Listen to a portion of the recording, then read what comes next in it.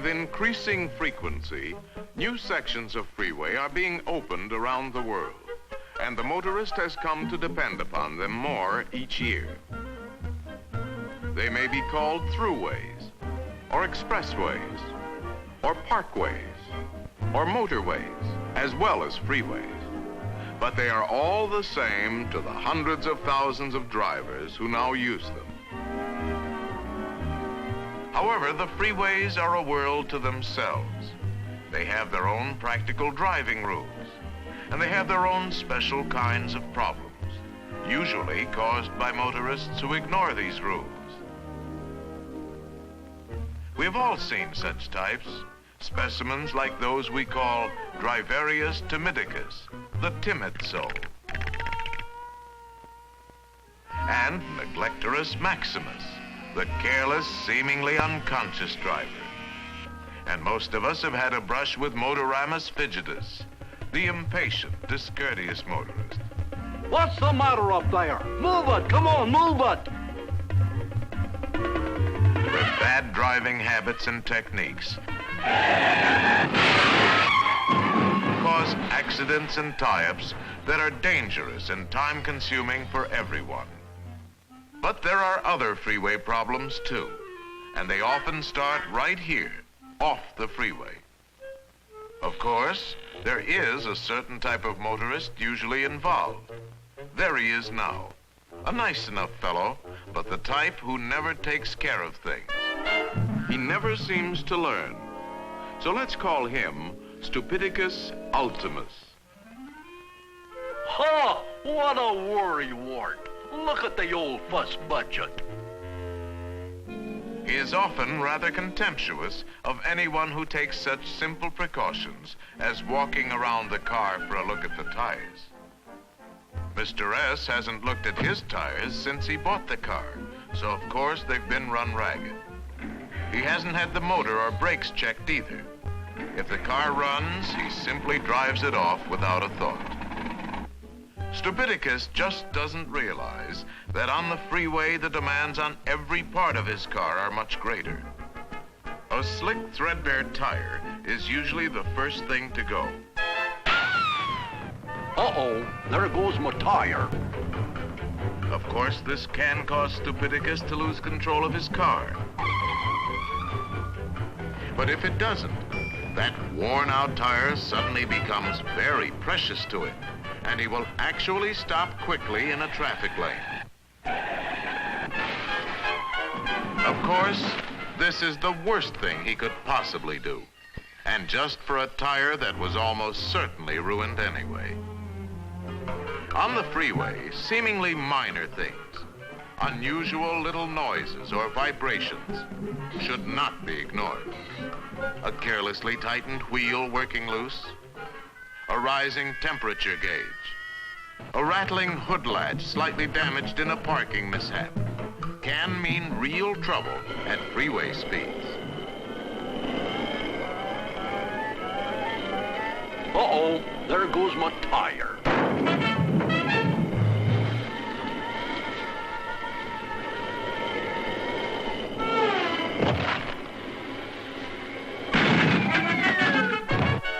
Stupidicus is the only one to blame for this predicament, but he has other ways of causing himself trouble too. For example, the way he puts things in his car. See how carelessly he piles them in the back seat, never thinking that in a sudden stop... Oh, ouch! Oh, ouch! Every one can become a dangerous projectile, threatening his life and limbs. But even worse is the way he loads a trailer. He usually piles too much on and then ties it down very carelessly.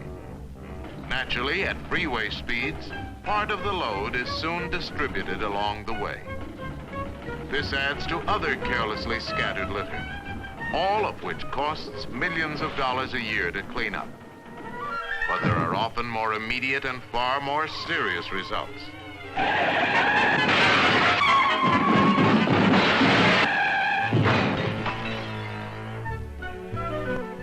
cause of trouble for Stupidicus is his unreasoning belief that it is most economical to buy just enough gasoline for immediate needs. 2 gallons, Bud. That ought to get me there. Without any reserve fuel for possible delays or miscalculations, eventually there can only be one result. Uh-oh, I'm out of gas. Doggone gas gauge must be busted. Of course, Stupidicus does sometimes manage to get his car safely out of the traffic lanes after a breakdown. But even then, he often lives up to his name by getting out on the wrong side.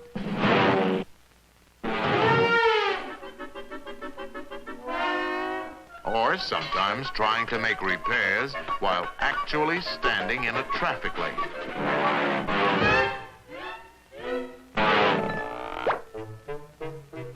Sometimes he will even bet his life in a foot race from the center divider to the side.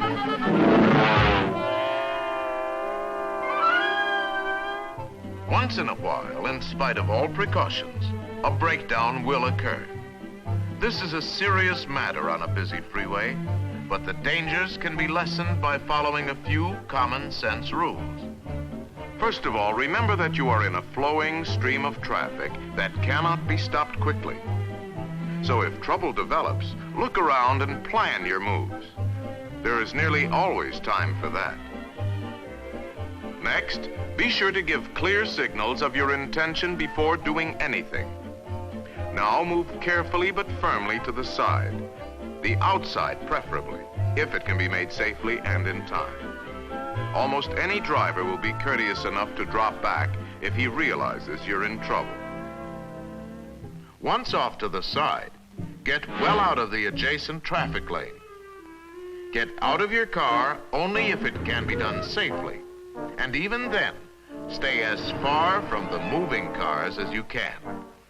If it can be done safely, a raised hood is a rather universally recognized distress signal. But warning devices, such as flares or reflectors, should be carried also. 3 or 4 in a bundle secured under the front seat. Always look out for spilled gasoline or other fire hazards before lighting flares, and set them carefully.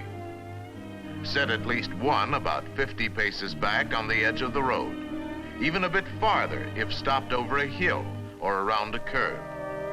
Another near the car is recommended, and any such devices are especially vital at night.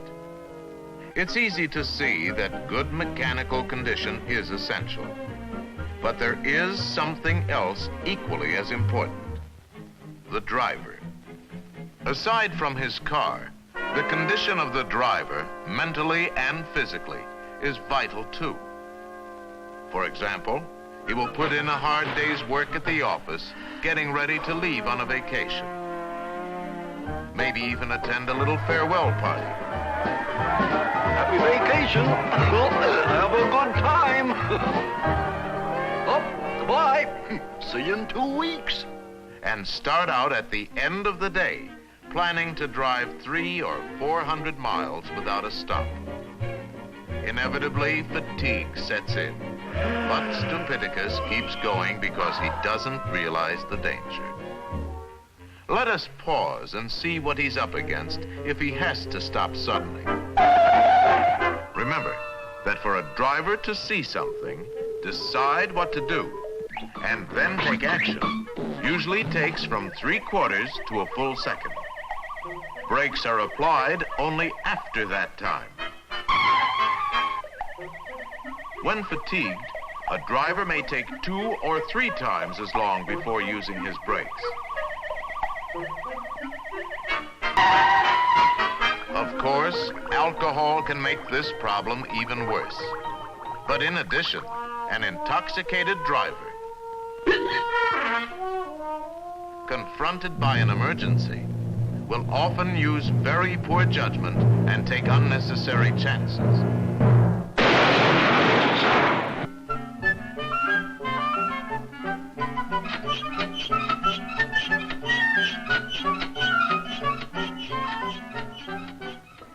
Another problem on long trips is that the constant speeds and steady hum of the engine tend to subject Stupidicus, or any other driver, to a kind of freeway hypnosis.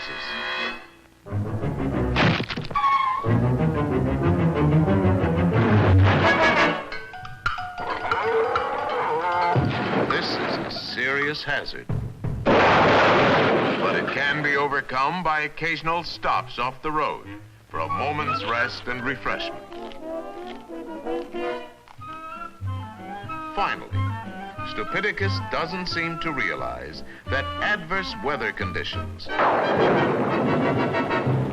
always exaggerate and intensify any freeway problem, and that extra care must be taken at such times.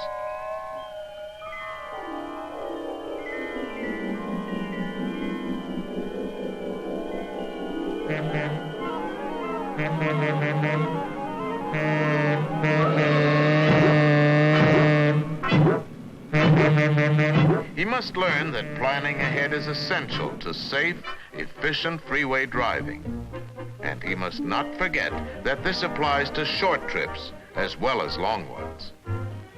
Many common freeway problems can be avoided if a simplified sort of checklist is followed before getting on the freeway, whether to go across the city or across the country. This checklist should include the car, fuel, water, tires, brakes, engine condition, and seat belts. It should include the driver. Rest beforehand. Be alert. No alcohol. Rest stops on long trips. And it should include the freeway.